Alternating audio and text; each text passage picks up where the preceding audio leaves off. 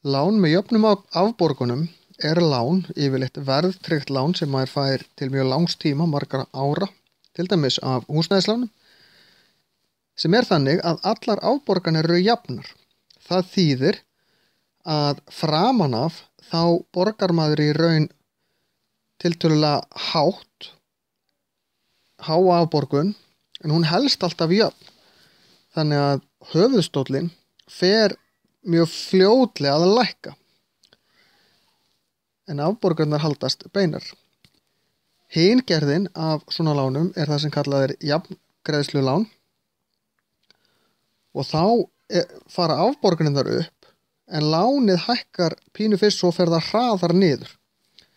Það fer svolítið eftir hver verðbólgan sem að bætist ofan á höfuðstólinn í verðtryggðum lánum, hve há hún hvor leiðin hagstæðari. En í raun þýðir þetta hér hærri afborganir fyrst, en hin leiðin þýðir lægri afborganir fyrst, og það það sem að fólk horfir svolítið í þegar það velur hvora leiðina það ætlar að fara.